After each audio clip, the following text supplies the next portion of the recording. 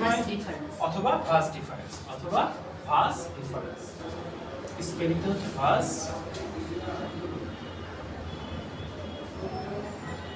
Difference. Basically একটা পুরুষ যখন তার মানে দেখা যাচ্ছে তার তিনটা মানে তার এক্সপেকটেশন অনুযায়ী বাচ্চা হয়ে গেছে, সে যদি বাচ্চা না নিতে চায় তাদের কিন্তু ছোট্ট একটা অপারেশন করে, এটাকে বলা হয় ভ্যাসেকটমি। এটা কি বলা হয়? ভ্যাসেকটমি।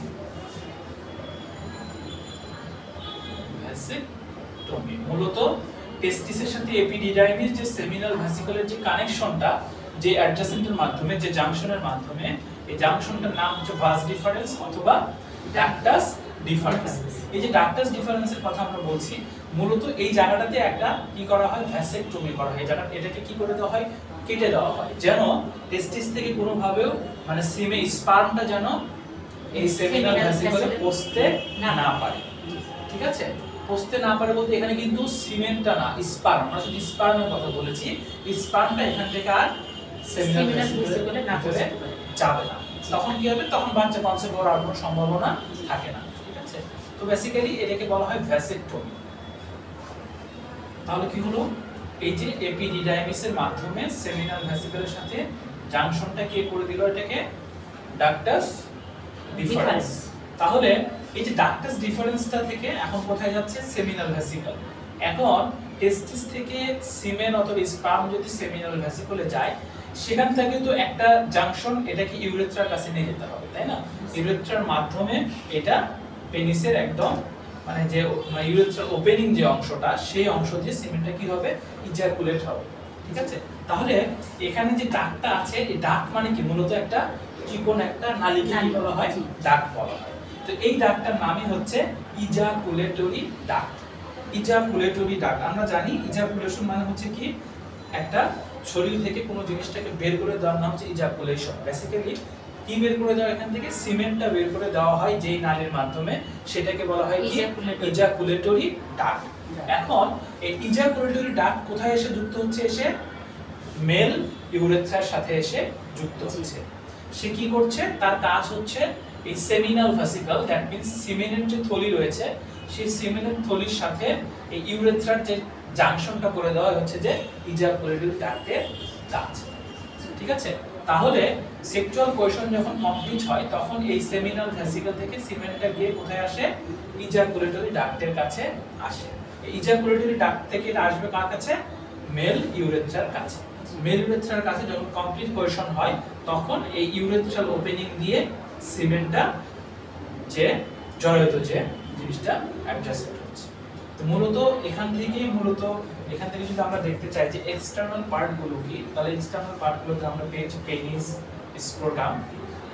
টেস্টিসটা এক্সটার্নাল পার্টে হবে না, কারণ এটা তো ইন্টারনাল পার্ট, তাই না? স্ক্রোটাম লেয়ার পার্ট, ওটা কিন্তু ভিতরের অর্গান। এপিডিডাইমিসটা আমরা ইন্টারনাল পার্টে নিয়ে নিই। এখানে শুধু পেনিস, স্ক্রোটাম আর একটা হচ্ছে ইউরেথ্রাল ওপেনিং। হ্যাঁ, এই পেনিসের ভিতরে কি থাকে? এখানে পেনাইল টিস্যু থাকে। পেনিসের যে টিস্যুগুলো, এটার নাম হচ্ছে কি? Penile tissue. ঠিক আছে? তাহলে আমরা বেসিক্যালি যে আউটার লেয়ারে, এই এক্সটার্নাল লেয়ারে আমরা এই তিনটা জিনিস পাই। এখন বাকি যেগুলি আছে, এগুলি সবগুলোই হচ্ছে কি? Internal. Ductus difference, ejaculatory duct, seminal vesicle, তারপর হচ্ছে যে টেস্টিস, এপিডিডাইমিস। এখানে এক্সটার্নাল পার্টের অংশটা খুব কম, ইন্টারনাল পার্টগুলোই বেশি। মিশে দিই।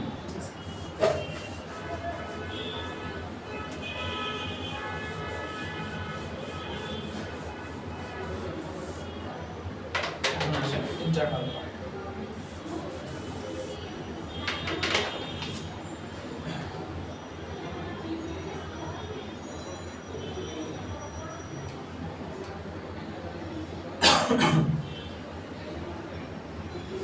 তাহলে ইন্টারনাল পার্টের প্রথম অংশটা কি? টেস্টিস, তাই না?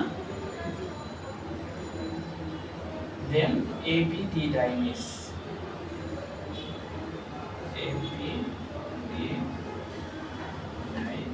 আপনি হোয়াটসঅ্যাপ ইউজ করেন? জি স্যার। আপনি আমার নাম্বারটা সেভ করেন, আমি হোয়াটসঅ্যাপে আপনাকে কিছু ইমেজ দিয়ে দেবো। হ্যাঁ, এই মেল রিপোর্টিং সিস্টেম, তাহলে আপনার সুবিধা হবে। টেস্টিস, এপিডিডাইমিস, হ্যাঁ, দেন ভাস ডিফারেন্স অথবা ডাক্টাস ডিফারেন্স।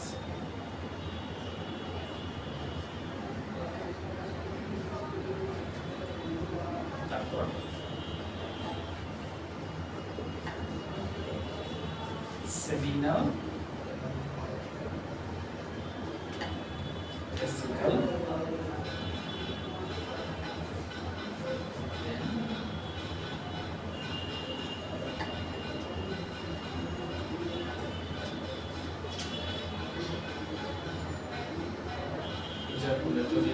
আরেকটা জিনিস কিন্তু এখানে লিখেছি আমরা, সেটা হচ্ছে কি প্রোস্টেট গ্ল্যান্ড। এটাকে মূলত আমরা যদি মেল রিপ্রোডাক্টিভ সিস্টেমের অংশ বলতে পারি, আবার ইউরিনারি সিস্টেমের অংশ বলতে পারি।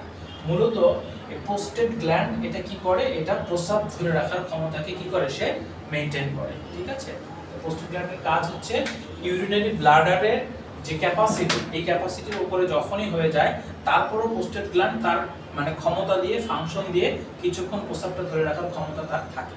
ঠিক আছে, একইভাবে এই প্রোস্টেট গ্ল্যান্ডটা কিন্তু ঠিক এই ইউরেথ্রার কাছেই থাকে, ইউরেথ্রার কাছেই থাকে। এবং প্রোস্টেট গ্ল্যান্ড যাদের এনলার্জ হয়ে যায়, প্রোস্টেট গ্ল্যান্ড এনলার্জ হয়ে যাওয়া মানে কি, এটাকে বলা হয় BPH। নাম শুনেছেন? Benign prostatic hyperplasia. লিখে দেব উপরে এই কথাগুলো মিশিয়ে দিই। হ্যাঁ, সেক্সোমি ডিফারেন্স BPH সাধারণত ছেলেদের 40 থেকে 45 এজে এই রোগটা দেখা দেয়। খুব কমন একটা ডিজিজ, বিনাইন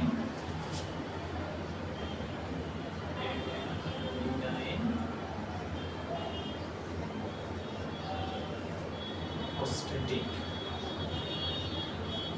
হাইপারপ্লেসিয়া। এটাকে আমরা প্রোস্টেট গ্ল্যান্ড এনলার্জ বলি। এনলার্জ মানে কি, বৃদ্ধি হওয়া। প্রোস্টেট গ্ল্যান্ডটা কি হয়ে যায়, ফুলে যায়। তখন এই প্রোস্টেট গ্ল্যান্ড তার ক্ষমতা হারিয়ে ফেলে। এই প্রোস্টেট গ্ল্যান্ড যেমন প্রস্রাবটাকে ধরে রাখার ক্ষমতাও মেইনটেইন করে, পাশাপাশি যাদের BPH হয় তাদের সেক্সুয়াল সমস্যা দেখা দেয়। তখন এই যে এখানে সেমিনাল ভেসিকল থেকে যে ইজাকুলেটরি ডাক্টে যে সেমেনটা আসে, এই প্রোস্টেট গ্ল্যান্ডও এটাকে ধরে রাখার একটা ক্যাপাসিটি তার থাকে। তখন কি হয়, তখন ছেলেদের দেখা যায় যে এই কোয়েশন টাইমটা ধীরে ধীরে কমে যায় অল্প সময়ে। এখান থেকেই প্রিম্যাচিউর ইজাকুলেশনের একটা কারণ হচ্ছে BPH। স্যার 45 বছরের পর হয়? হ্যাঁ, সাধারণত 40 থেকে 45 এজের পরে ছেলেদের এই সমস্যাটা দেখা দেয়। এটা হওয়ার পেছনে একটা কারণ আছে, আমি বলছি আপনাকে। প্রিম্যাচিউর ইজাকুলেশন, ডিজিজটার নাম কি? Premature ejaculation. এটার বাংলাটা হচ্ছে যে দ্রুত বীজস্রাব। এটা কি হয়, দ্রুত সেক্সুয়াল কোয়েশন টাইম খুব দ্রুত, কোয়েশনের শুরুতে দেখা যাচ্ছে যে তার এই সেমেনটা ইউরেথ্রা দিয়ে বের হয়ে যাচ্ছে অল্প সময়ের ভিতরে, তখন এই সেক্সুয়াল ডিজিজটা তৈরি হয়। প্রিম্যাচিউর ইজাকুলেশন বলা হয়। তো প্রিম্যাচিউর ইজাকুলেশনের অনেক কারণ আছে, তার ভিতরে মাস্টারবেশন আছে, তারপরে বিনাইন BPH আছে। BPH হওয়ার কারণে অনেকের দেখা যাচ্ছে বার্ধক্যজনিত কারণে সেক্সুয়াল প্রবলেম দেখা দিতে পারে। ঠিক আছে, আবার প্রিম্যাচিউর ইজাকুলেশন ডায়াবেটিস পেশেন্টদের অনেক সময় দেখা দেয়, এই সমস্যাটা হয়ে থাকে। ঠিক আছে, তো বেসিক্যালি এই বিনাইন প্রোস্টেটিক হাইপারপ্লেসিয়া কেন হয়? অনেক সময় দেখা যায় ছেলেদের ইউরেথ্রা দিয়ে এক ধরনের ফ্লুইড বের হয়, ফ্লুইডটার নাম হচ্ছে prostatic fluid. Prostatic fluid, prostatic ফ্লুইডটা তাহলে কোথা থেকে আসে? অবশ্যই এটা প্রোস্টেট গ্ল্যান্ড থেকে আসবে। এই প্রোস্টেটিক ফ্লুইডের যে ক্যারেক্টার, প্রোস্টেটিক ফ্লুইডের ক্যারেক্টার হচ্ছে যে এটা দেখতে একদম ওয়াটার কালার। এটা লিখেছেন বিনাইন প্রোস্টেটিক প্রিম্যাচিউর ইজাকুলেশন লিখেছেন? জি, এটা ডিজিজ। তাহলে এই যে ইউরেথ্রা দিয়ে কি হচ্ছে, প্রোস্টেটিক ফ্লুইড নির্গত হচ্ছে। এটার কালার হয় ওয়াটার কালার। কি হয়? Water colour. এটা অনেক ছেলেদেরই দেখা যায় যারা অতিরিক্ত মাস্টারবেশন করে, যারা মানে ব্যাড সাইডগুলোর সাথে বেশি জড়িত, তাদের অনেক সময় দেখা যায়, অনেক সময় ফিজিওলজিক্যাল কারণও হতে পারে। প্রোস্টেট গ্ল্যান্ড থেকে এক ধরনের ফ্লুইড ডিসচার্জ হয়। ফ্লুইডটার কালার থাকে কেমন? ওয়াটার কালার, এবং এটা অর্ডারলেস থাকে। এটার কোনো গন্ধ থাকে না, এটার কোনো বর্ণ নাই, এটা একদম পানির মতো স্বচ্ছ। বাট এটা কি হয়, দেখা যাচ্ছে বাথরুমে গেলে জোরে একটু কোদ দিলে তার প্রস্রাবের রাস্তাতে একটা ফ্লুইড বের হয় ঠাস করে, অথবা অল্প পরিমাণ একটা দলা হয়ে বের হয়ে গেল। এটা যখন কন্টিনিউয়াস এই প্রোস্টেটিক ফ্লুইডটা বেরোতে থাকে, তখন একটা সময় তার এই প্রোস্টেট গ্ল্যান্ড কি হয়ে যায়, দুর্বল হতে থাকে। এই ফ্লুইডের মাধ্যমে কিন্তু সে বেসিক্যালি এই ক্ষমতাটা ধরে রাখে। যখন এই ফ্লুইডটা অনাকাঙ্ক্ষিতভাবে ইউরেথ্রা দিয়ে বের হয়ে যায়, তখন একটা সময় তার এই BPH হওয়ার সম্ভাবনা থাকে, বিনাইন প্রোস্টেটিক হাইপারপ্লেসিয়ার মূল কারণটাই হচ্ছে প্রোস্টেটিক ফ্লুইড ডিসচার্জ। অনাকাঙ্ক্ষিতভাবে অনেকের এটা বেশি হয়, তাদের একটা সময় দেখা যায় প্রোস্টেট গ্ল্যান্ডটা এনলার্জ হয়ে যাচ্ছে। ঠিক আছে, ক্লিয়ার? তাহলে এটাকে আমরা কি বললাম? BPH, prostatic hyperplasia. তাহলে গ্ল্যান্ডটার নাম হচ্ছে কি? Prostate gland. এটার কাজই মূলত প্রস্রাব ধরে রাখার ক্ষমতা এবং যে কোয়েশন টাইমের যে একটা ব্যালেন্স। এখন পুরুষ যদি কোয়েশন টাইমটাকে লং টাইম করতে চায়, যার এই প্রোস্টেট গ্ল্যান্ডের ক্ষমতা ভালো এবং এই যে ইজাকুলেটরি ডাক্টের উপরে যার নিয়ন্ত্রণ আছে, ঠিক আছে, এবং সে এই যে একদম খেয়াল করে দেখা যাবে যে এই প্রোস্টেটিক ফ্লুইড এখান থেকে যে সিমেন্টে যাচ্ছে, এই সিমেন্ট থলি আসে এখান থেকে ইজাকুলেটরি ডাক্টের মাধ্যমে এটা যখনই সিমেন্ট এখানে চলে আসে তখনই এই যে আমরা যে ইজাকুলেটরি ডাক্টের কথা বলছি, এই ইজাকুলেটরি ডাক্টের এই অংশটাই কিন্তু এই পেনাইল টিস্যুগুলোকে স্ট্রং করে দেয়। ইজাকুলেটরি ডাক্টের যে ডাক্টের লাইন যখন এখানে সিমেন্টটা চলে আসে, এখান থেকে যখন সিমেন্ট তৈরি হওয়া শুরু হয় তখন অটোমেটিক্যালি এটা কি হয়ে যায়? ইরেক্ট হয়ে যায়। ইরেক্ট মানে এই পেনাইল টিস্যুগুলো শক্ত হয়ে যায় অটোমেটিক্যালি। এটার মূলত কারণটাই কিন্তু ইজাকুলেটরি ডাক্টে যখনই সিমেন্টটা তৈরি হওয়া শুরু হয় তখন তার টেস্টোস্টেরন হরমোন, এখানে কি হরমোন থাকে? টেস্টোস্টেরন হরমোন, এটাকে মেল হরমোন বলা হয়। Testosterone,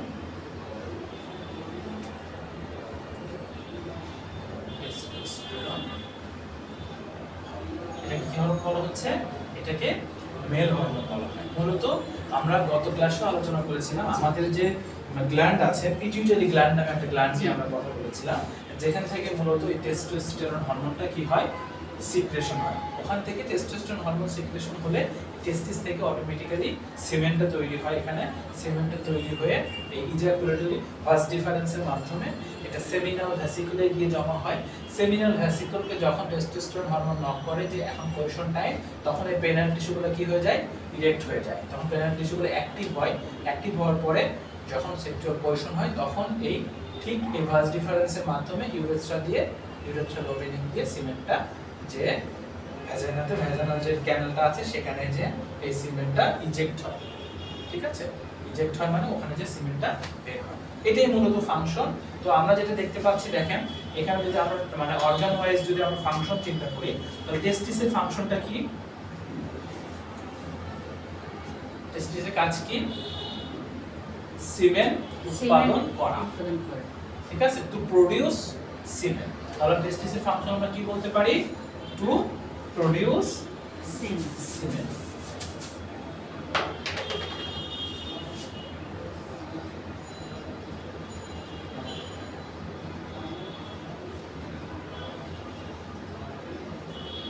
produce সিমেন। আর এপিডিডাইমিস কি করছে? এপিডিডাইমিস এটা seminal ভেসিকলে adjacent to seminal vesicle, তাই না? মূলত আবার আমরা এটাও বলতে পারি to carry semen from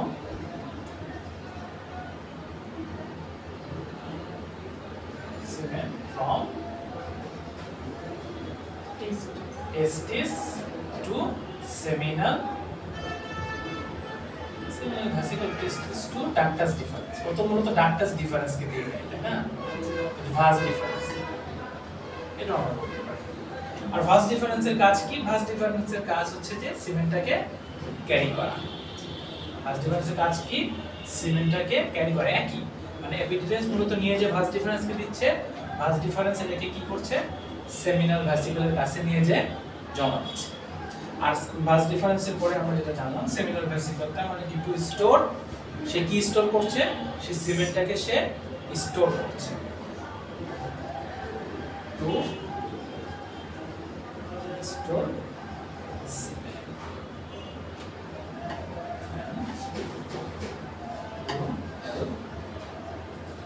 ejaculate the sperm,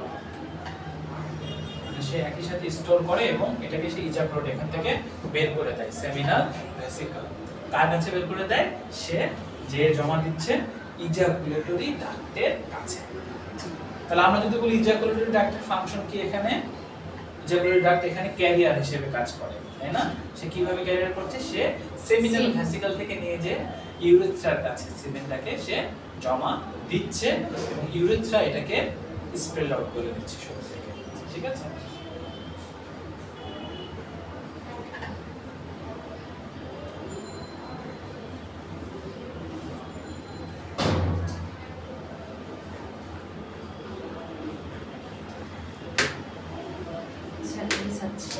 number হ্যাঁ, হোয়াটসঅ্যাপ নাম্বার 01700 01700 হ্যাঁ 712 ওই নাম্বারটা এবং ওইদিন যে নাম্বারটা লিখেছিলাম 752 71275 আমি এখন নাম্বারটা সেভ করে আমার হোয়াটসঅ্যাপে নাম্বারটা আমি আপনাকে পাঠিয়ে দিচ্ছি।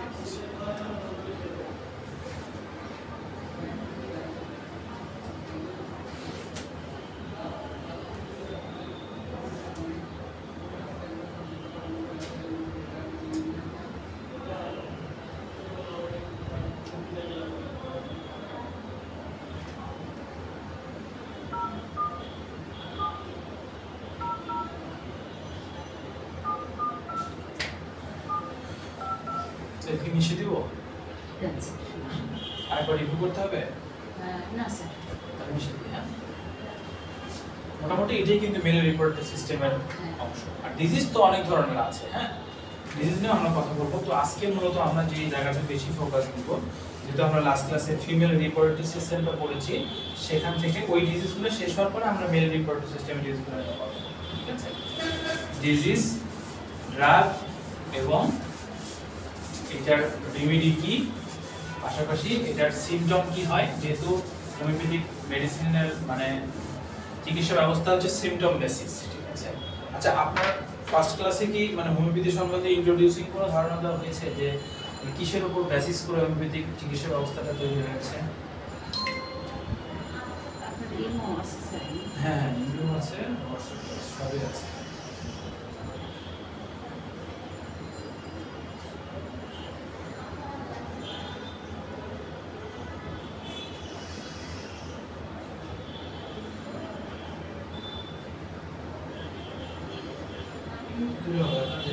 হোয়াটসঅ্যাপে ইমো আসলে কখন ডিলিট করি তার ঠিক ঠিকানা নাই।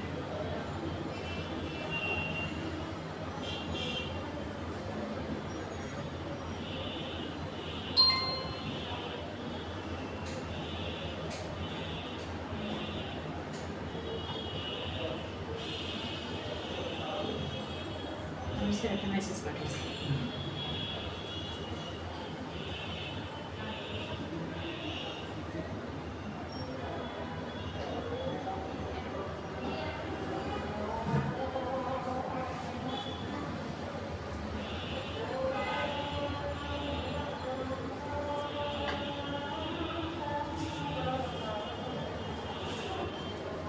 আপনার নাহার না? জি স্যার। শামসুন নাহার না? নুরুন নাহার স্যার, আমি শুধু সংক্ষিপ্ত নাহার আলী আছে স্যার।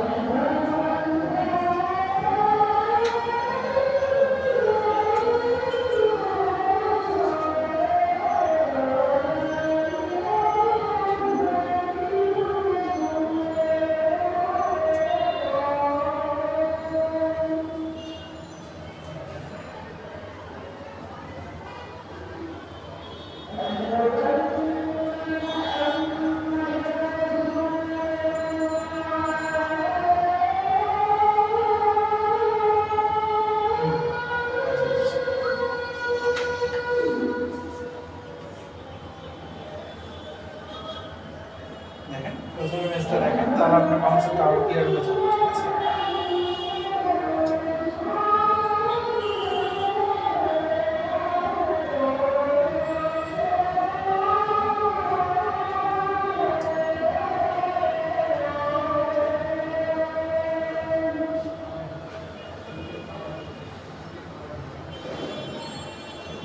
এর সাথে সেমিনাল ভেসিকুলার ফাংশন কি, ডাক্টাস যে সিস্টেমগুলো আছে, epididymis, vas deferens, ejaculatory duct, সবগুলোর আলাদা আলাদা করে ফাংশন লেখা আছে। বুঝছেন? জি স্যার। প্রথম চিত্রটা দেখেন, আমরা যেটা আলোচনা করি টেস্টিকল, তারপরে কি এপিডিডাইমিস, এরপরে vas deferens, posted gland, seminal vesicle. খেয়াল করে দেখেন, ঠিক পোস্টেড গ্ল্যান্ডটা এই যে দেখেন এপিডিডাইমিস থেকে ভাস ডিফারেন্সের মাধ্যমে কোথায় এসে জমা হচ্ছে সেমিনাল ভেসিকুলার, ঠিক সেমিনাল ভেসিকুলার নিচেই কিন্তু পোস্টেড গ্ল্যান্ডটা, ঠিক আছে? যার কারণে এই সেমিনাল ভেসিকুলার পোস্টেড গ্ল্যান্ডের কিছুটা নিয়ন্ত্রণ ওখানে থাকে, যেহেতু এই পোস্টেড গ্ল্যান্ডের সাথে থাকে ইউরেথ্রার সংযোগ, একইভাবে কিন্তু ওই সেমিনাল ভেসিকুলারের সাথেও কিন্তু ইউরেথ্রার একটা সংযোগ আছে, একটা হচ্ছে ইজাকুলেটরি ডাক্টের মাধ্যমে আর ওইটা হচ্ছে পোস্টেড গ্ল্যান্ডের মাধ্যমে, দুইটা আলাদা আলাদা, ঠিক আছে?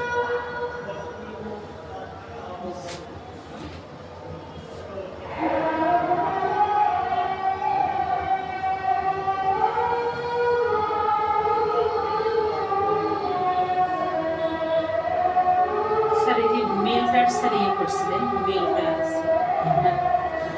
Female sir, female. আমি তো দিব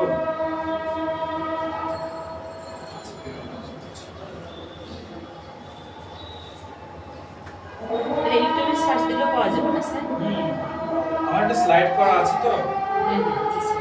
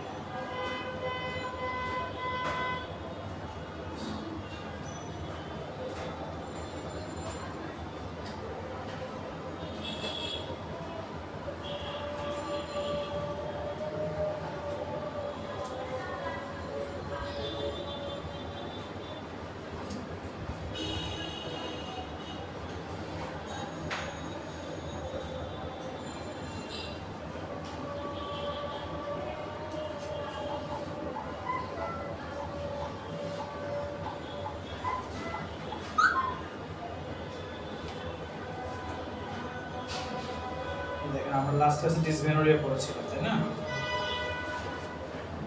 ডিসমেনোরিয়া, তারপরে amenorrhoea,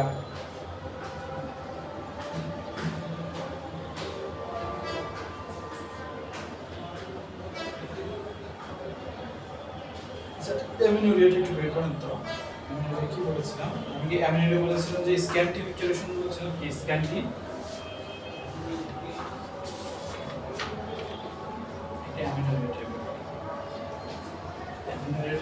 Absence of Absent of menstruation. এটাই বলেছিলাম, Yes, sir. absence of menstruation, that means অনেকেরই আছে মানে প্রাপ্ত বয়স্ক হয়ে যাওয়ার পরেও 14 থেকে 16, 17, অনেকের 18 বছর বয়সও কি হয় না, পিরিয়ড হয় না, এটাকে মূলত অ্যামিনোরিয়া বলা হয়। আর টার্মস আমরা বলেছিলাম লেট হয়ে যায়, রাইট। ম্যানার কি বলেছিলাম, তাই না? ম্যানার কি মানে কি বলেছিলাম? এটা স্যার উচ্চারণগুলো কি স্যার? মেনোরহেজিয়া, মেনোরহেজিয়া, মেনোরহেজিয়া, মেনোরহেজিয়া বলা হয়। এর উচ্চারণটা হয় না মূলত, মেনোরহেজিয়া বলবেন এটা, হ্যাঁ? আমরা তো লম্বা লম্বা নাম থেমে থেমে বলতে হচ্ছে। মেনোরহেজিয়া। এটা স্যার বলছিলেন যে অ্যাবসেন্ট কখনো মাঝে মাঝে হয়। মেনোরহেজিয়া বলতে আসলে বেসিক্যালি মেনোরহেজিয়া বলতে আমরা মেটোরেজিয়া আর মেনোরেজিয়া প্রায় কাছাকাছি। হ্যাঁ, মেটোরেজিয়া বলছিলেন যে এটা Excessive, একেবারে বেশি। হ্যাঁ রাইট। Excessive মেনোরেজিয়া মেটোরেজিয়া একই, দুটো একই করে না। হ্যাঁ, তো এটা আবার মাঝে মধ্যে মেনোরেজিয়াটার মাঝে মধ্যে মাঝে মাঝে না, এটা বাদ দেন, এটা ঠিক আছে। এটা বাদ দেন। মেনোরেজিয়া বলতে এক্সেসিভ ব্লিডিং, হ্যাঁ অনেক বেশি হয় যেটা। জি স্যার, ব্লিডিং। হ্যাঁ এক্সেসিভ আর মেনোরেজিয়াটা স্যার ওরকম। হ্যাঁ, এক্সেসিভ ব্লিডিং একটু দাঁড়ান, এটা যে ডেফিনিশনটা আমি সুন্দর করে লিখে দিচ্ছি।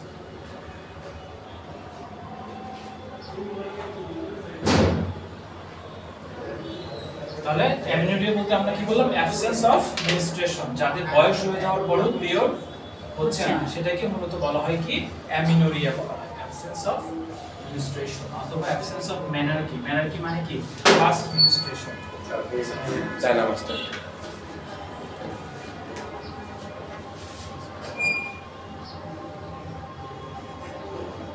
মেনার্সি হলো ফার্স্ট। হ্যাঁ মেনোরেজিয়া ফার্স্ট মেনস্ট্রুয়েশন। মেনোপজ হচ্ছে ক্লোজ, মেনস্ট্রুয়েশন ক্লোজ হ্যাঁ। 45 মেনোপজ, মেনোপজ। পুবার্টি হচ্ছে পিউবার্টি, স্পেলিং হচ্ছে পিউবার্টি। পিউবার্টি। পিউবার্টি হচ্ছে এখনো হয়নি, তার এখনো পিরিয়ড হয় নাই, দ্যাট মিন্স সে এখনো পিউবার্টিক্যাল এজে রয়েছে, তবে বয়স হয়েছে হচ্ছে না, সেটাকে বলা হয় হচ্ছে অ্যামিনোরিয়া। বাট তারা এখনো প্রাপ্তবয়স্ক, সে হয় নাই, সেটাকে আমরা কি বলি, পিউবার্টি বলি। ঠিক আছে। জি আর মেনার্কি মানে প্রথম menstruation, G, G. That means তার মেনস্ট্রুয়েশন সাইকেলটা শুরু হয়ে গেছে, first. আর তার বয়স হয়েছে বাট এটা হয় নাই। হচ্ছে না, আর মেনোরেজিয়া বলতে আমরা যেটা বুঝি সেটা হচ্ছে এক্সেসিভ ব্লিডিং। এক্সেসিভ ব্লিডিং মানে এক্সেসিভ মেনস্ট্রুয়েশন।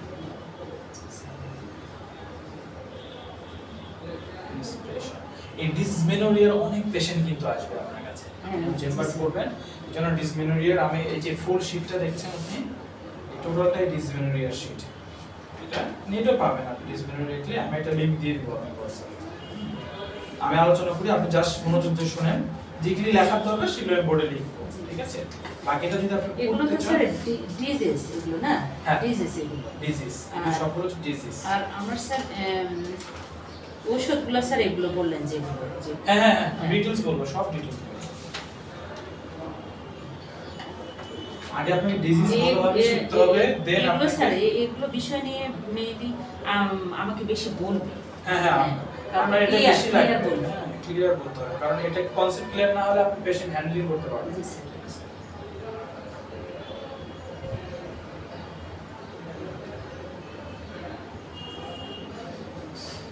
এটাকে বলা হয় এক্সেসিভ অ্যাবনরমালি হেভি ব্লিডিং। এক্সেসিভ বলতে পারি আমরা আবার এটাকে অ্যাবনরমালি, মানে যেটা স্বাভাবিক না, একটা মানে এটা একটা কোয়ান্টিটি তো আছে, তাই না, জি, জি, জি। যে অ্যাবনরমালি হেভি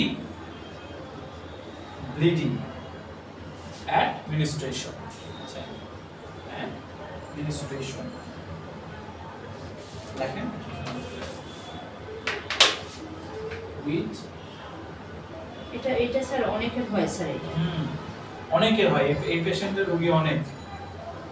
আমরা স্টেপ বাই স্টেপে যে মেনোরেজিয়া, ডিসমেনোরিয়া, অ্যামিনোরিয়া, এই সবগুলো আলাদা আলাদা মেডিসিন ছিল। আজকে আমরা ডিসমেনোরিয়া নিয়ে কথা বলবো, ঠিক আছে? which may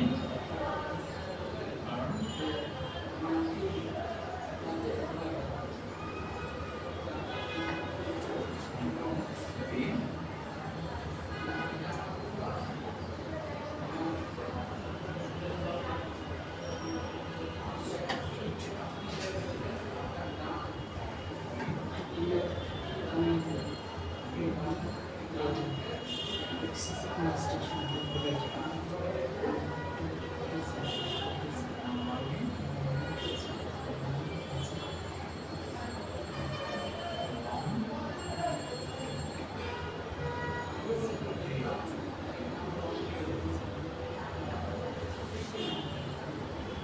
মেনোরেজিয়াটা কেন হতে পারে? এটা হরমোনাল ইমব্যালেন্স থেকে হয়, ঠিক আছে? is causes by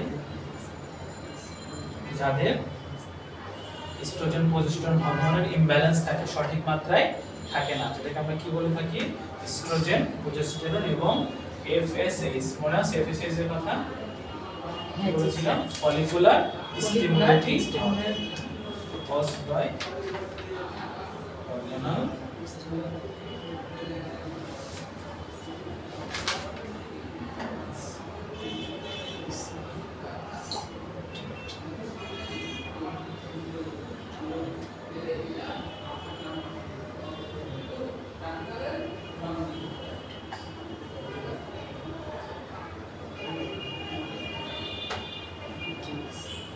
অনেক সময় এটা বিইউবি কারণেও হতে পারে বিইউবি হ্যাঁ ডিসফাংশনাল ইউটেরাইন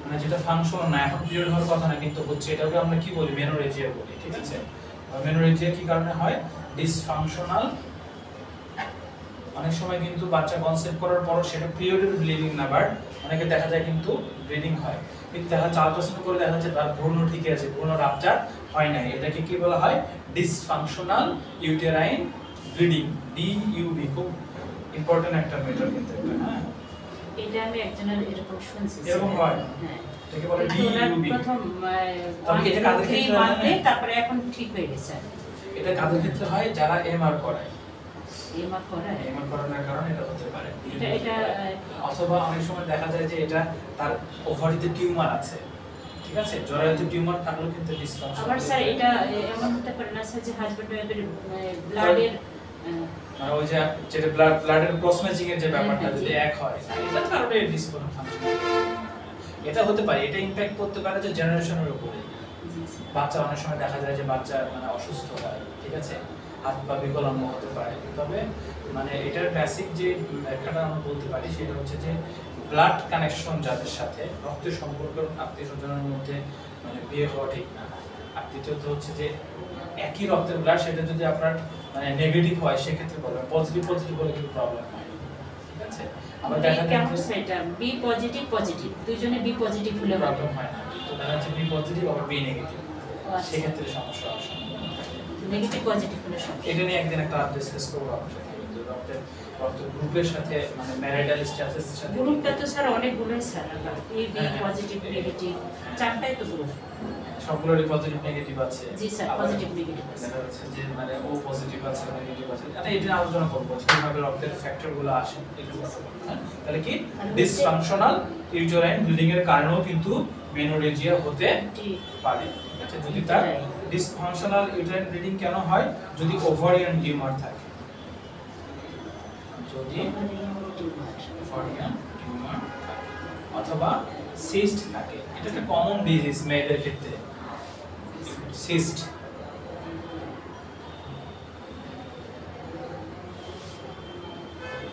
এটা হচ্ছে ফাইব্রয়েড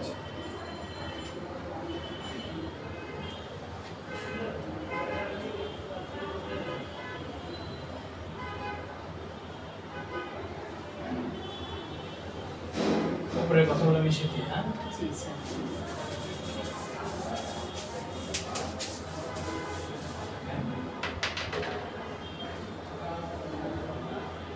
অনেকের একটা ডিভাইস লাগানো থাকে ডিভাইসের নাম শুনেছেন কিনা IUCD Intra uterine contraceptive device এটার নাম কি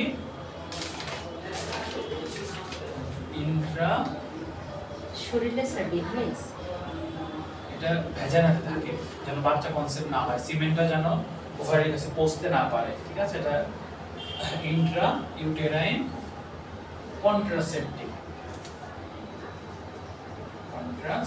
যারা এই ডিভাইসটা ব্যবহার করে তাদের ক্ষেত্রেও এই সমস্যা হওয়ার সম্ভাবনা রয়েছে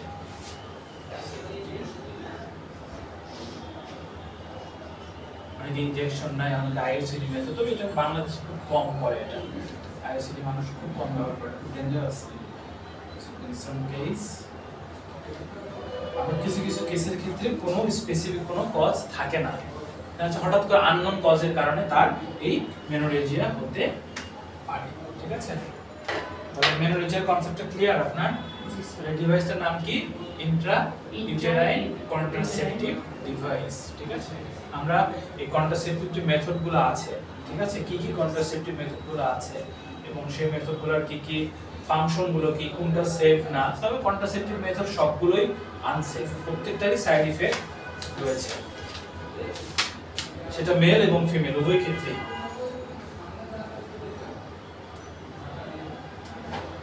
ম্যানোলজিটা মিশে দিলাম, হ্যাঁ, ফার্স্ট মেনস্ট্রুয়েশন আর ম্যানোলজি যেহেতু লিখেছিলাম না, টিউমারের কারণে হতে পারে, সিস্টের কারণে হতে পারে, ফাইব্রয়েড, জরায়ুতে যে ফাইব্রয়েড হয়, জরায়ুতে টিউমার হয়, সেই ক্ষেত্রেও কিন্তু ম্যানোলজিয়া হতে পারে।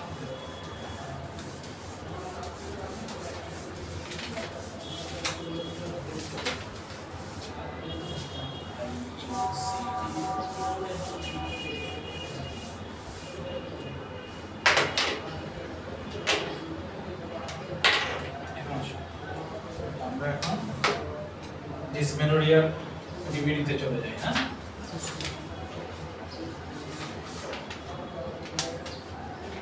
অনেক মেডিসিন আছে ডিভিডি অফ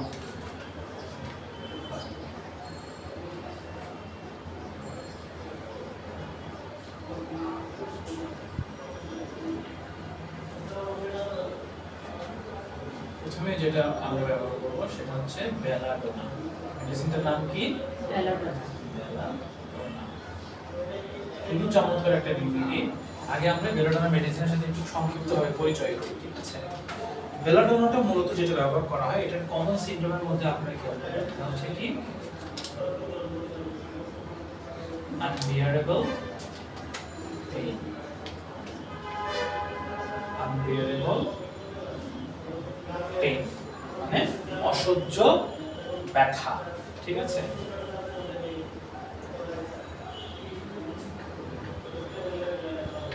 বেলাডোনা মেডিসিনের ক্যারেক্টার বলছে, আমি কিন্তু এটার সাথে ক্যারেক্টার অটোমেটিক মিলে যাবে, বাট আমরা বেলাডোনা মেডিসিনের যে সিম্পটমগুলো, লক্ষণগুলো রয়েছে, সেখানে পাওয়া যায় অস্বাভাবিক ব্যথা যেটা সহ্য করা যায় না, pain, sudden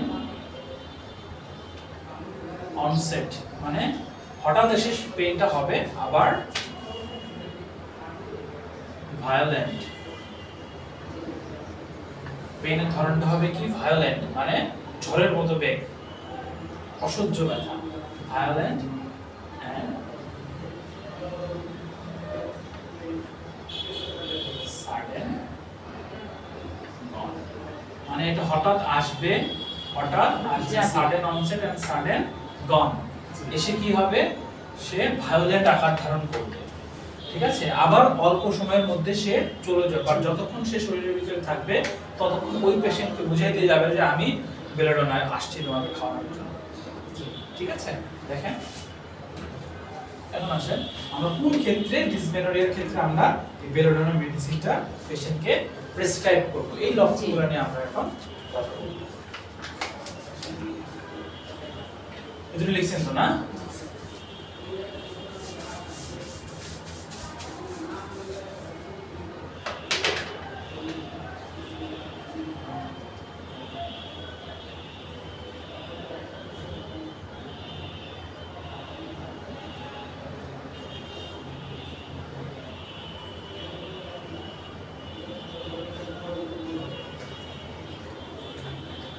Symptoms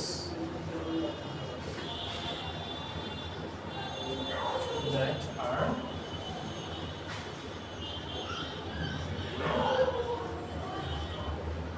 intense and প্রথম যে কথাটা আমরা বলেছি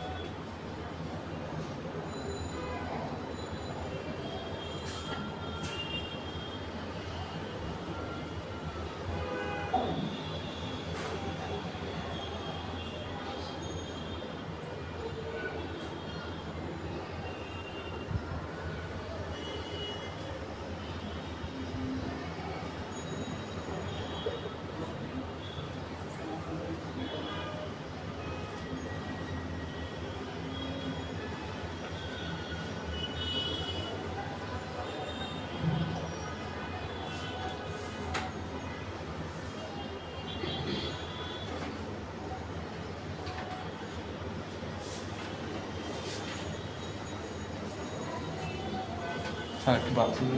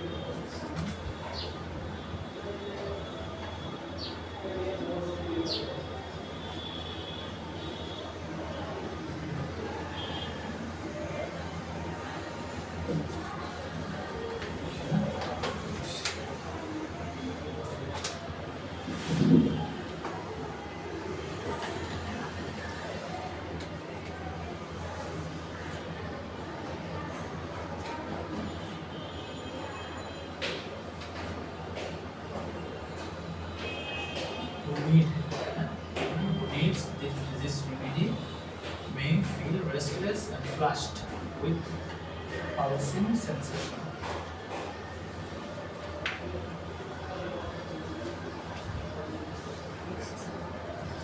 দেখেন প্রথমে কি বলেছি আমরা সিম্পটম মানে বেলোডোনাস সিম্পটম দ্যাট আর এর যে লক্ষণগুলো কি হবে very intense and come and go suddenly আমরা প্রথমে বলেছি এটা হঠাৎ করে আসবে হঠাৎই চলে যাবে অ্যাকম্পানিড বাই ফিলিং হিট এবং পেশেন্টের ভিতরে একটা গরম অনুভূতি হবে যখন ব্যথাটা করবে তখন সে তার ভিতরে হট ফ্ল্যাশেস এক ধরনের টেন্ডেন্সি তার ভিতরে আসবে সে তার ভিতরে ওই জায়গাটা আর এবং তলপেটে হাত দিলে দেখা যাবে যে মেয়েটা বলবে যে আমার পেটে যখন ডিসমেনর আমার যখন পিরিয়ড হয় ওই সময় আমার তলপেটটা অনেক বেশি গরম থাকে তখন সে কি করে তখন দেখা যায় সে ঠান্ডা পানি এর বোতলে করে ঠান্ডা পানি ওই জায়গায় দিয়ে রাখে একটা পেশেন্টের সাথে আমরা যখন কথা বলবো তখন এটা তাকে জিজ্ঞেস করবো যে তোমার যখন এই প্রবলেমটা হয় তখন তলপেট কি গরম হয়ে থাকে বেলোডোনাতে গরম ফিলিং হিট এটা খুব ইম্পর্টেন্ট একটা ম্যাটার সেটা ব্যথার ক্ষেত্রে হোক সেটা পিরিয়ডের ক্ষেত্রে হোক সেটা মাথা ব্যথার ক্ষেত্রে হোক সেটা ডিজিজ যেটাই হোক হিটনেসটা বেলোডোনাতে খুব বেশি ইম্পর্টেন্ট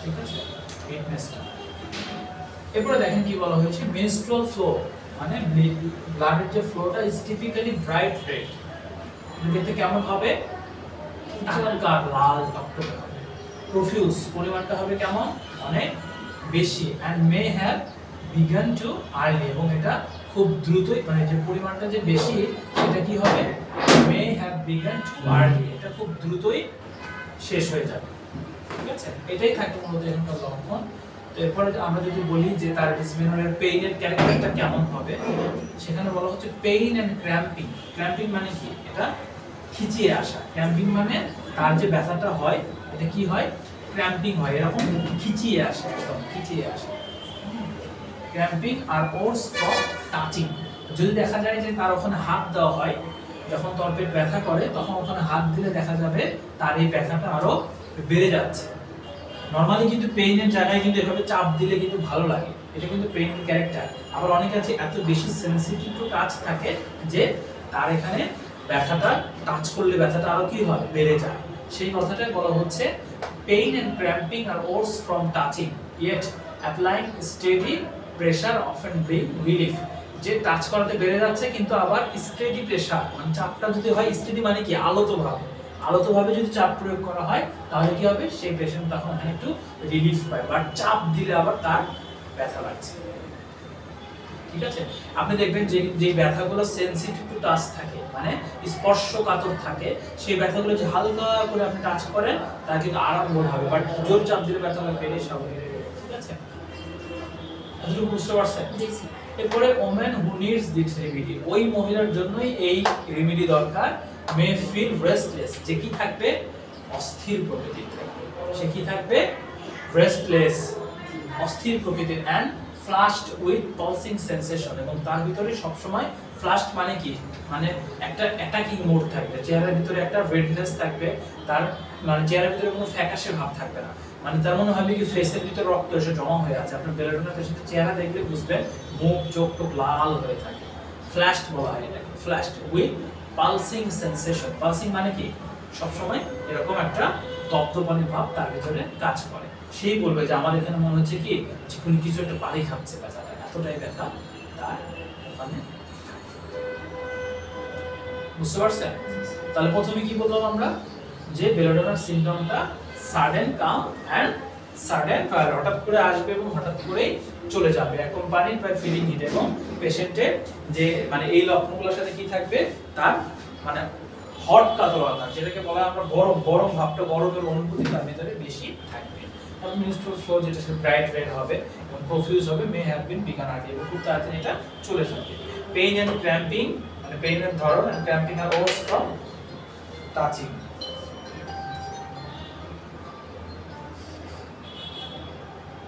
আসসালামু আলাইকুম ম্যাডাম, আমি একটু পরে ফোন দিয়ে আপনাকে, একটু ব্যস্ত আছি তো, একটু পরে ফোন দিই, হ্যাঁ ঠিক আছে।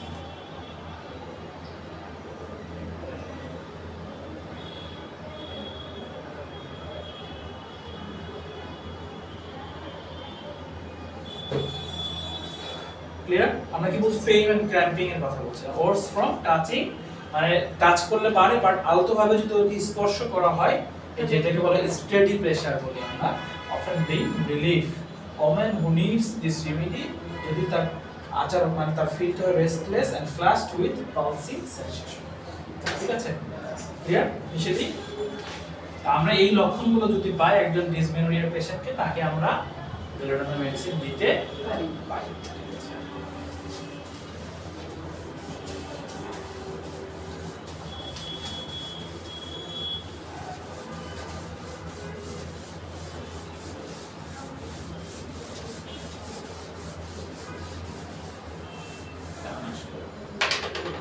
সেকেন্ড রেমেডি কি?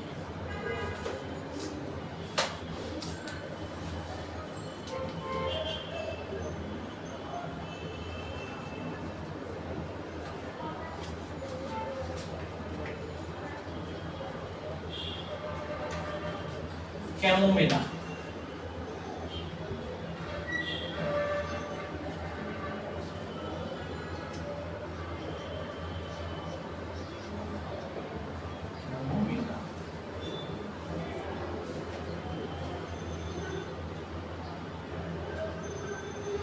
এটাতে ওই আনবিয়ারেবল পেইনের কথা আছে ক্যামোমিলাতেও, ঠিক আছে?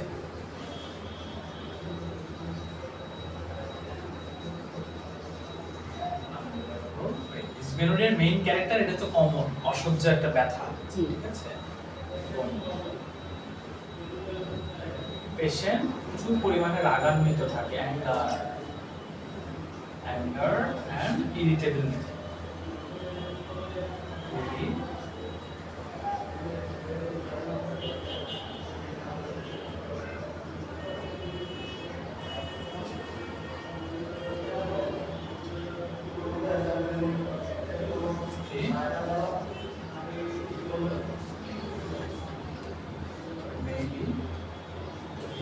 Extreme.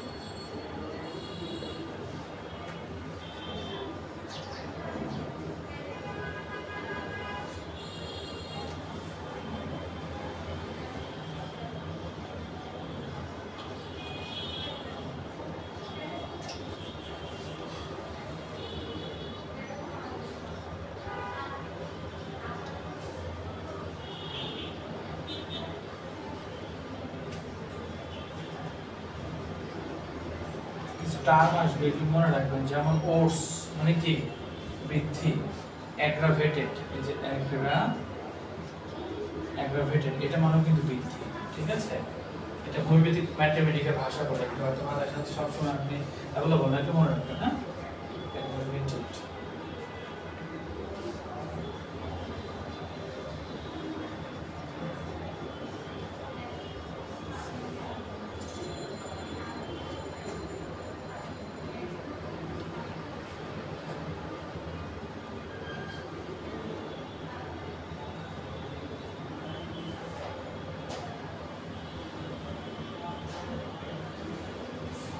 করলে কমে, এটা হচ্ছে বৃদ্ধি। হ্যাঁ, আর কমে যায় কি করলে ভিগোরাস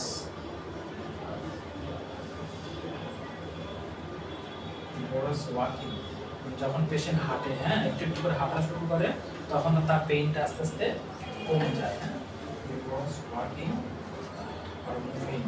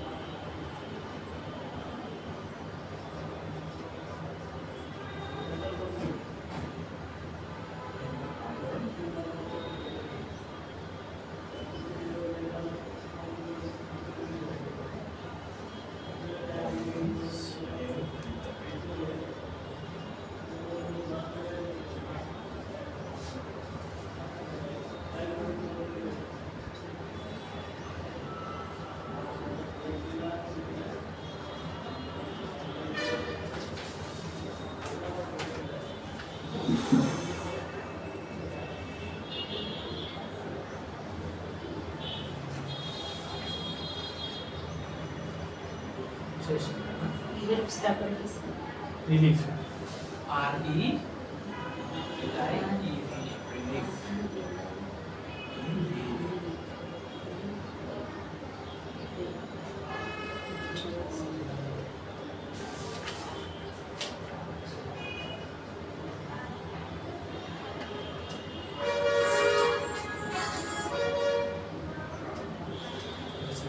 দেখেন প্রথমে যেটা বলা হচ্ছে ক্যামোমিলা। বেসিক্যালি ক্যামোমিলা মেডিসিনটা আমরা সাধারণত বাচ্চাদের ক্ষেত্রে বেশি ব্যবহার করি। হ্যাঁ, ক্যামোমিলাকে কিন্তু চাইল্ড রেমেডি বলা হয়। কোন ধরনের বাচ্চাদের ক্ষেত্রে ব্যবহার হয় বেশি? যে সকল বাচ্চারা অনেক বেশি জিদ করে, ছোট বাচ্চা জিদ করে, খেতে চায় না, মায়ের কোল থেকে অন্য কারো কোলে যেতে চায় না। অনেক বাচ্চারা আছে দেখবেন যে সবার কোলে কোলে ঘুরে ঘুরে বেড়াচ্ছে, বাট ক্যামোমিলার পেশেন্টরা কিন্তু কোল চেঞ্জ করতে চায় না এবং প্রচন্ড জেদ থাকে। এই ধরনের পেশেন্টকে আমরা ক্যামোমিলা দিই। এবং ওই ধরনের পেশেন্টের যদি গ্যাস্ট্রোইন্টেস্টাইনাল সিস্টেমের মধ্যে প্রবলেম হয়, দেখা যাচ্ছে পাতলা পায়খানা, এবং বাচ্চাদের সাধারণত যখন বুকের দুধ খায় তখন দেখা যায় সবুজ রঙের একটা পায়খানা হয় এবং ঘন ঘন হয়, মেজাজ খিটখিটে হয়, খেতে চায় না, বমি করে দেয়। এই ধরনের পেশেন্টকে আমরা ক্যামোমিলা মেডিসিনটা বেশি মেডিসিন আর এখানকার মেডিসিন কি আছে স্যার? এই ক্যামোমিলা দিয়ে আবার মেনস্ট্রুয়েশন ডিসমেনোরিয়ার চিকিৎসা হয়, সব সেম জিনিস। হোমিওপ্যাথিক মেডিসিন হচ্ছে সিমটম বেসিস। আমরা যে বেলোডোনা বললাম, এই বেলোডোনা দিয়ে জ্বরের সময় ব্যথার ক্ষেত্রে কাজ করবে, আপনি আঘাতপ্রাপ্ত ব্যথার ক্ষেত্রে কাজ করবে, ফোড়া হয়ে গেলে যে ব্যথাটা হয়, লাল টকটক হয়ে যায়, হেডনেস থাকে, ওই ব্যথার ক্ষেত্রে কাজ করবে। আপনার ইনফ্লামেশন হয়েছে জয়েন্টের মধ্যে, এখানেও বেলোডোনা কাজ করবে।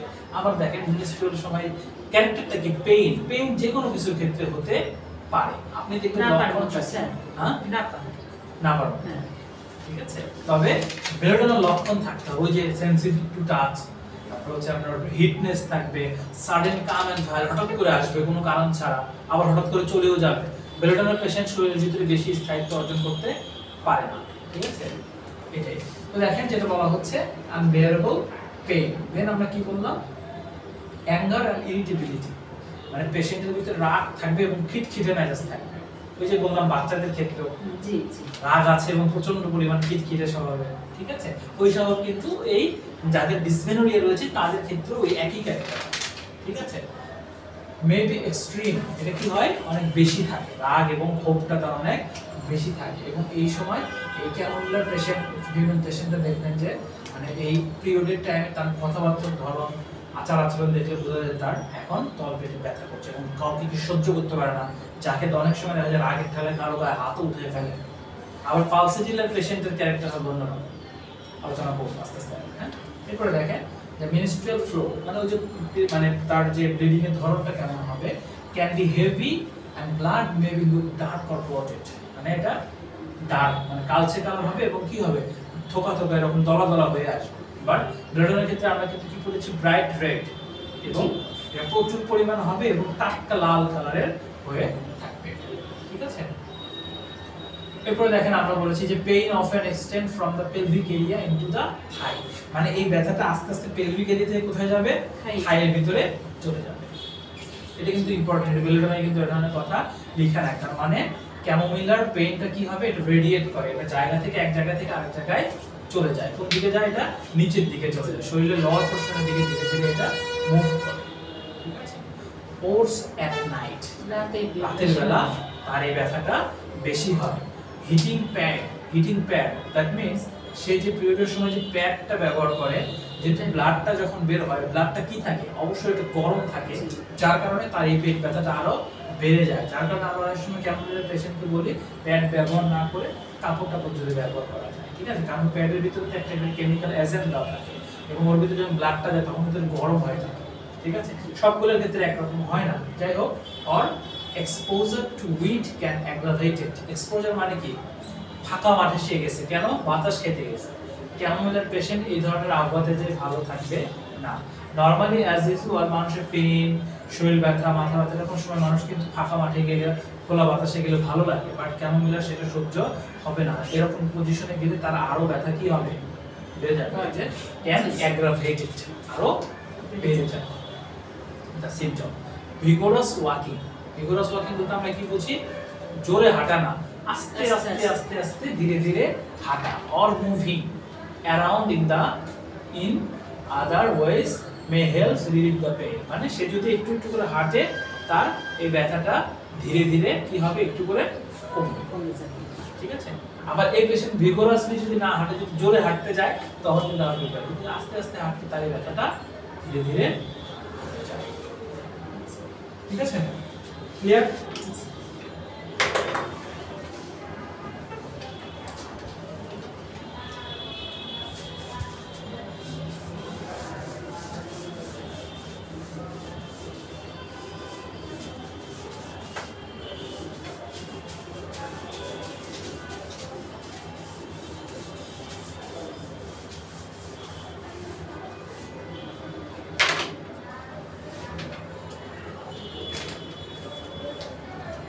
Preparation semicifuga.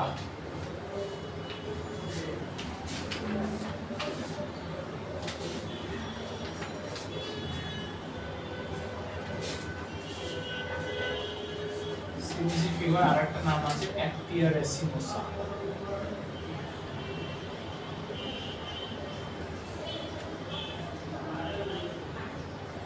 আরেকটা নাম আছে ব্ল্যাক কোকোস।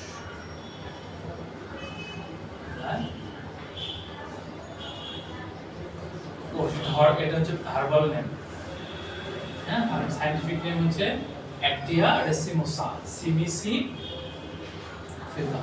মূলত আমরা এই সিবিসি ফিগা ব্যবহার করে হচ্ছে যারা মেনোপোজের পেশেন্ট না, যাদের মেনোপোজ হয়ে যায় তাদের ক্ষেত্রে এই সিবিসি ফিগা মেডিসিনটা বেশি ব্যবহার করা হয়। মেনোপোজ হওয়া বলতে মানে এই যে ব্লিডিংটা হয়, আমাদের পিরিয়ডটা হয়, আমাদের পিরিয়ডটা হলে মূলত কি হয়, ইস্ট্রোজেন এবং প্রজেস্টেরন হরমোনটা শরীর থেকে কি করে, একটা ব্লিডিং তৈরি করে ইউটেরাসে দিয়ে জমা দেয়। যদি তার এই ইস্ট্রোজেন এবং প্রজেস্টেরন হরমোন যদি সিক্রেশন না হয় তাহলে কি হবে, ধীরে ধীরে মেনোপজ হলে মূলত যে সমস্যাগুলো হয়, প্রথমে যেটা হয় দেখবেন যে ফার্স্টে যেটা হট ফ্ল্যাশ হয়। হট ফ্ল্যাশ বলতে আমরা কি বুঝি, তার হঠাৎ করে দেখবেন গা ঘেমে গেছে, অতিরিক্ত গরম লাগতেছে। আবার কি হয়, আবার দেখা যায় মেজাজটা কি হয়ে যায়, খিটখিটে হয়ে যায়, শরীর প্রচুর পরিমাণে ঘামতে হয়। রাত্রে সে স্বাভাবিকভাবে ঘুমাইছে, মাঝরাতে উঠে দেখে শরীর ঘেমে একদম সব ভিজে গেছে। তারপর হচ্ছে যে আপনার মানে আরেকটা জিনিস যেটা হচ্ছে যে বডির যে মানে পেইনগুলো, জয়েন্টে জয়েন্টে ব্যথা শুরু হয়ে যায়। মেনোপজ হলে কিন্তু এই সমস্যাগুলো মহিলাদের দেখা দেয়, হ্যাঁ, কারণ সে তার এই মেনোপজের স্টেপটা নিয়ে সে খুব ডিপ্রেশনে থাকে যে আমার রিপ্রোডাক্টিভ সাইকেল তখন শেষ হয়ে গেছে। নিজেকে নিয়ে সে ডিপ্রেস থাকার কারণে তার বিভিন্ন ধরনের সমস্যা দেখা যায় এবং একই সাথে তার দেখা যায় ব্লাড প্রেশারও বেড়ে যেতে থাকে, হ্যাঁ। যাই হোক, আমরা সিমিসিফিকা মেডিসিনটা কখন ডিসমেনোরিয়ার ক্ষেত্রে দিব সেটা নিয়ে আমরা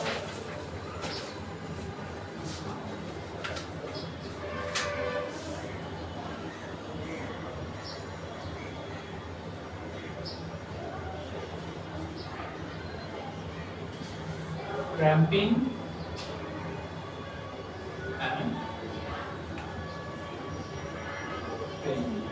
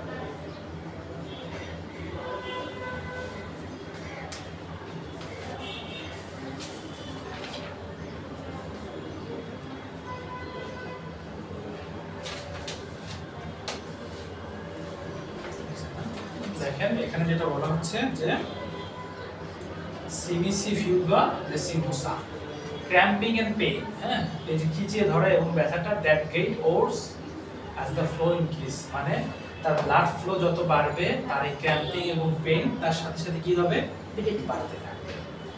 ব্যাক অ্যান্ড নেক পেইন, মানে তার কোমর ব্যথা, ব্যাক পেইন এবং নেক ব্যথাটা কোথায়, ঘাড়ের দিকে উঠে আসে উইথ মাসেল টেনশন, মানে কি তার এই মাসেলগুলো কি হচ্ছে ছিঁড়ে যাচ্ছে এরকম অনুভূতি কাজ করে। শার্প পেইন, শার্প পেইন মানে কি কেটে গেলে যে ব্যথাটা হয় এই শার্প পেইন, হ্যাঁ, লাইক শক, কারেন্ট শর্ট খেলে যে ব্যথাটা হয় এরকম। দ্যাট শুট আপওয়ার্ড, মানে এটা আস্তে আস্তে কি হচ্ছে উপরের দিকে উঠতেছে। The woman is likely to be nervous, enthusiastic and talkative type, মানে সে অনেক দুর্বল থাকে। অ্যানথুসিয়াটিক মানে কি হয়ে যায়, সে গম্ভীর্য হয়ে যায়, পাশাপাশি আবার সে ন্যাচারালি তার কিন্তু তার স্বভাবটা কিন্তু টকেটিভ, সে কিন্তু অনেক বেশি কথা বলে, বাট যখন সে অসুস্থ মানে এই প্রবলেমটা হয় তখন দেখা যায় সে নার্ভাস হয়ে যায় এবং অ্যাংজাইটি হয়ে যায়, মানে মনে হয় সে কথা কম বলে, কথা বলতে চাচ্ছে না এরকম, বাট ন্যাচারালি কিন্তু সে একজন টকেটিভ বাচাল টাইপের মানুষ। এই সমস্যাটা তার চেহারাটা রূপটা চেঞ্জ হয়ে যায়। সে ফিলস ফেয়ারফুল, সে অনেক ভীত হয়ে যায় when সে যখন সে খারাপ থাকে তখন সে অনেক বেশি ভীত হয়ে যায়। ঠিক আছে, ক্লিয়ার এটা? জি স্যার। এইটা স্যার 2 নম্বরটা স্যার ওই ব্যানাররা ওটার সাথে মিল নাই স্যার। হ্যাঁ হ্যাঁ, ব্যাক এন্ড নেক। একটা নেগেটিভ কোথাও কোনোটাতে নাই, মানে ক্র্যাম্পিং পেইন ছিল। আবার এখানে ক্র্যাম্পিং পেইন কখন হয়?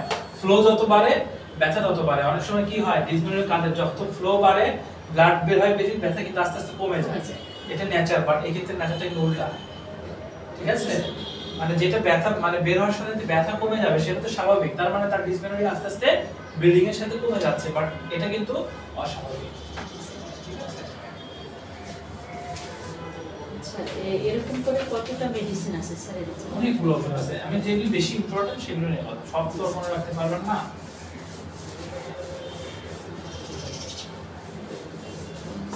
যেগুলো বেশি দরকার প্র্যাকটিস লাইফে ব্যবহার করতে পারবেন সেগুলো নিয়ে কথা। এরপর আসেন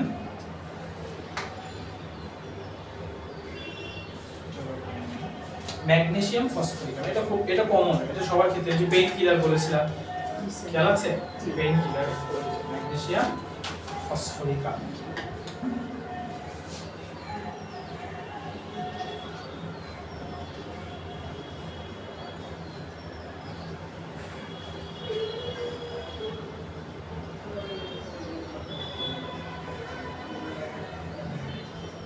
কিভাবে লেখা যায় আবার ম্যাগফস, এটাকে সংক্ষেপে লেখা যায় ম্যাগফস।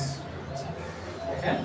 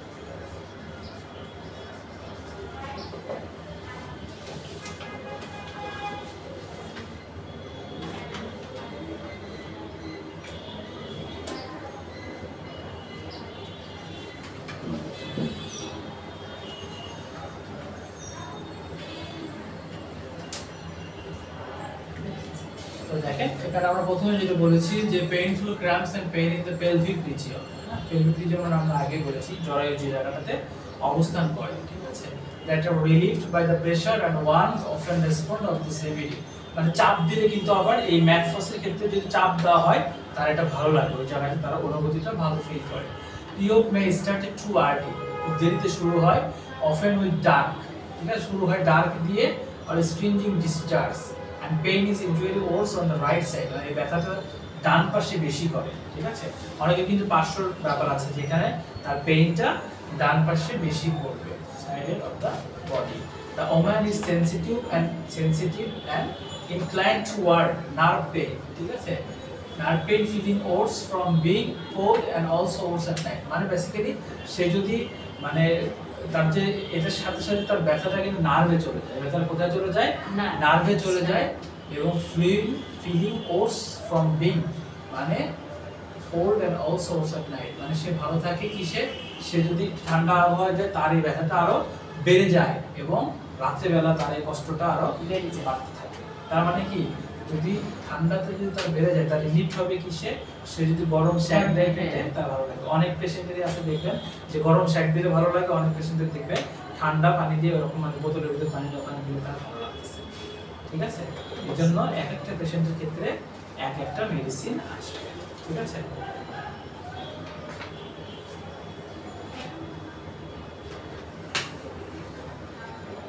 এরপর আসে বোভিস্টা। বোভিস্টা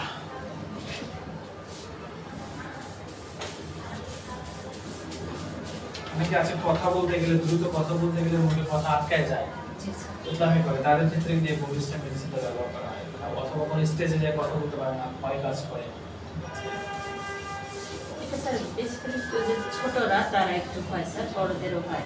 বড়দেরও হয় না, অনেকে আমাদের, আমি যে প্রতিষ্ঠানে কাজ করি এখানকার যে আপনার হচ্ছে এফএসএর ছোট ভাই, ছোট স্যার, উনি কখনো স্টেজে কথা বলতে পারে না, সে কিন্তু স্টেজ ছাড়া এমনিতে মাঠে একদম সবারই ভয় লাগে স্যার, একটু ভয় লাগে, অনেকের আবার স্টেজে কথা বলতে ভালো, যেমন আমার স্টেজে কথা বলতে ভালো লাগে, খুবই ভালো লাগে, শুধু ভালো লাগে না অনেক ভালো লাগে, কোনো ভয় কাজ করে না।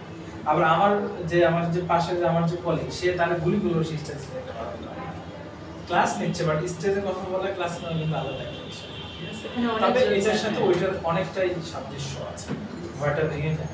এটা হয়তো আমার প্রফেশনের শুরু থেকে আমি মানে ট্রেনিং গুলোর সাথে ট্রেনার বিজনেস স্যার ভালো হয়। আর আমাদের অফিসের যে সেলস কনফারেন্স গুলো হয়, সেই সেলস কনফারেন্সও মানে অ্যাঙ্কারিং আমি করি শুরু থেকে, যখন থেকে জয়েন করেছি তারপর, তার কারণে অনেকটা সাহস হয়ে গেছে সামনের সাথে কথা বলতে। এটা কিন্তু খুব ইম্পর্টেন্ট একটা ম্যাটার।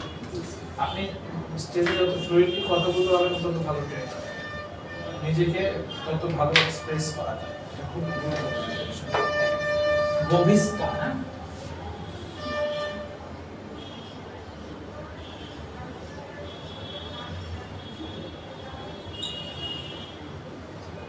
আসলে বেসিক্যালি আপনারা তো হোমিওপ্যাথিক স্টুডেন্ট, আমাদের ওয়ার্কশপ সেমিনারগুলো থাকে কিন্তু ডাক্তার থেকে, দেখা যাচ্ছে 300 জন 400 জন 150 জন 200 জন ডাক্তাররা আমাদের সাথে সেমিনার করে, সেখানে কিন্তু আমরা এই হোমিওপ্যাথিক বিষয়গুলো নিয়ে আলোচনা করি, প্রায় 2 থেকে 2.5 ঘন্টা একটানা কথা বলতে। এই যে 300 জন মানুষকে একই স্টেজে ধরে রাখা, এটা কিন্তু ইজি ব্যাপার, কতটা মানে গুরুত্বপূর্ণ কথা বলতে হয়, এবং অবশ্যই সেটা গুরুত্বপূর্ণ। তাদের থেকে যদি আপনি স্ট্যান্ডার্ড কথা না বলতে পারেন, আপনি যদি আমার থেকে বেশি জানেন, আপনার আমার ক্লাস ভালো লাগবে কখনো ভালো লাগবে না।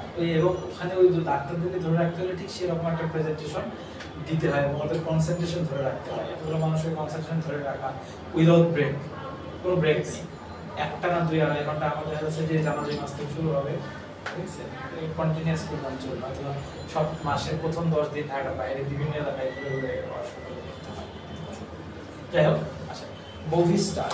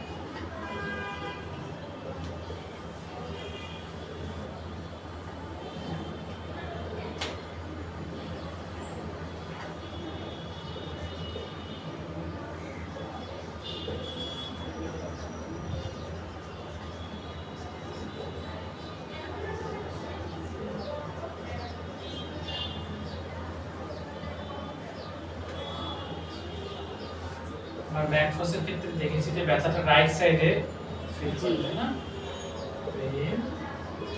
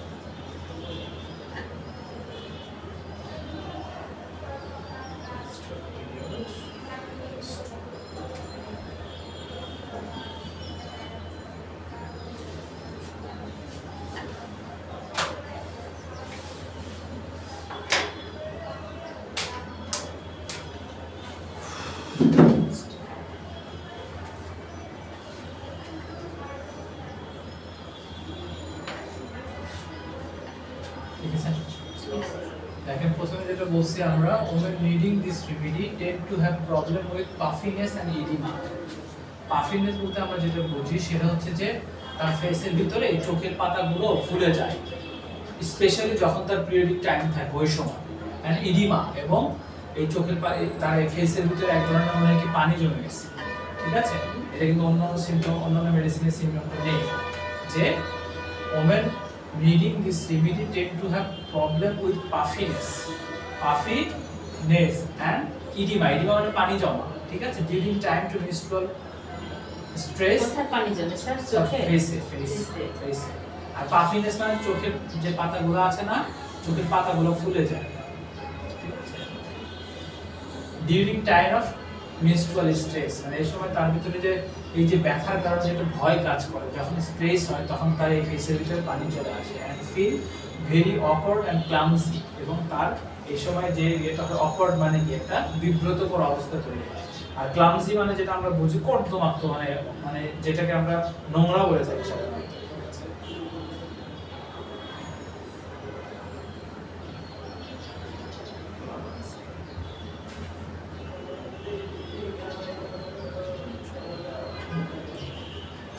এবার আসেন, pain may be felt in the left pelvic reason, মানে বাম পাশের যে পেলভিক রিজন আছে এখানে এটা বেশি সে অনুভূতি হয়। অফেন উইথ সোরনেস, সোরনেস মানে কি, মনে হবে কি তার ওই জায়গাটার মধ্যে ক্ষত হয়ে গেছে। সোরনেস মানে ক্ষত হয়ে গেছে নিয়ার দা পেলভিক বন, পেলভিক বনের কাছে এই ক্ষতর অনুভূতিটা কাজ করে। এরপরে দেখেন, menstrual flow increase at the night, sir pubic না পেলভিক স্যার? pubic আচ্ছা, পিউবিক।